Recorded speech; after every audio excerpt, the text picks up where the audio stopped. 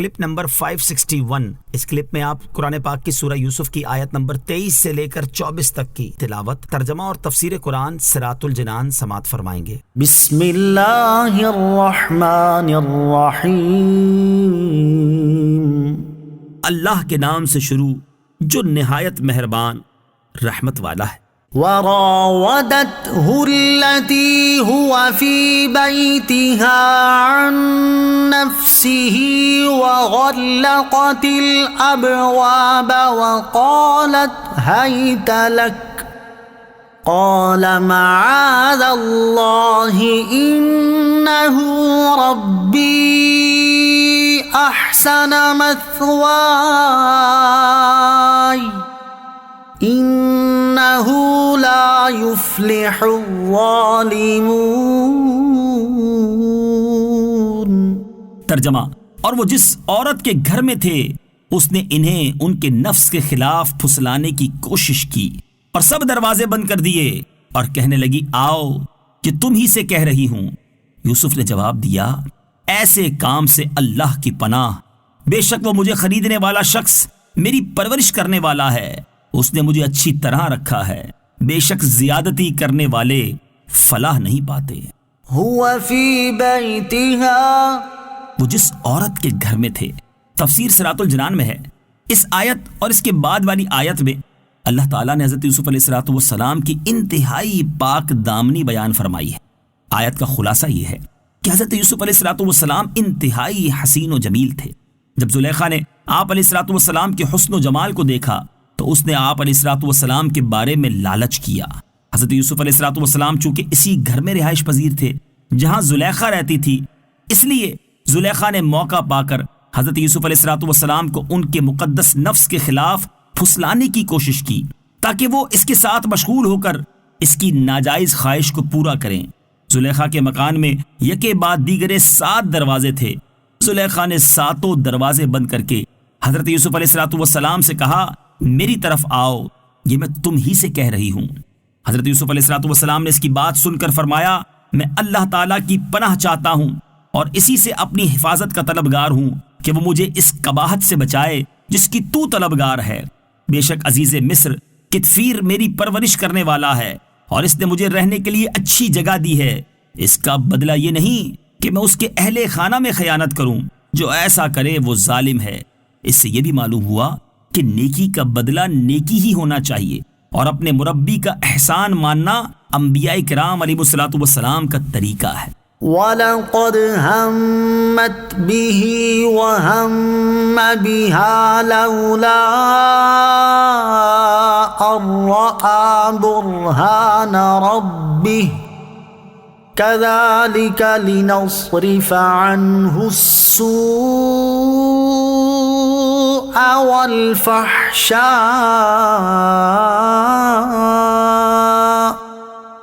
إِنَّهُ مِنْ عِبَادِنَا الْمُخْلَصِينَ۔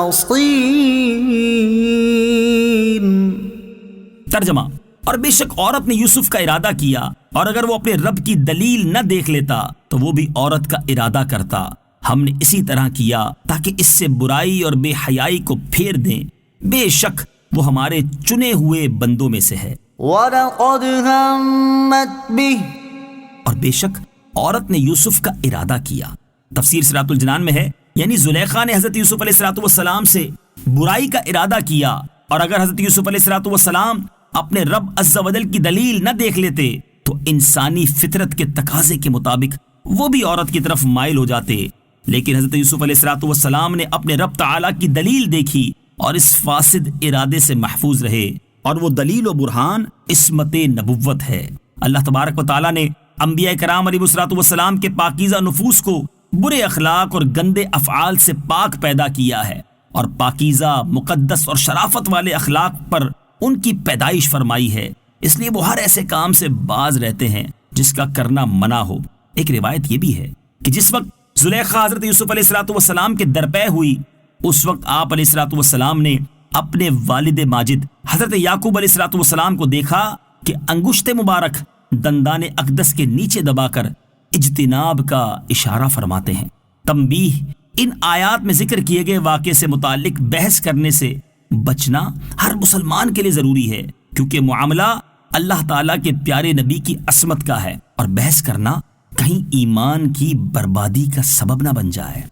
كذلك اسی طرح تفسیر صراط الجنان میں ہے، یعنی جس طرح ہم نے حضرت یوسف علیہ السلام کو دلیل دکھائی، اسی طرح ہم اس سے ہر برائی اور بے حیائی کو پھیر دیں گے، اور بے شک حضرت یوسف علیہ السلام ہمارے ان بندوں میں سے ہیں جنہیں ہم نے نبوت کے لیے منتخب فرما لیا ہے اور دوسرے لوگوں پر انہیں اختیار کیا ہے۔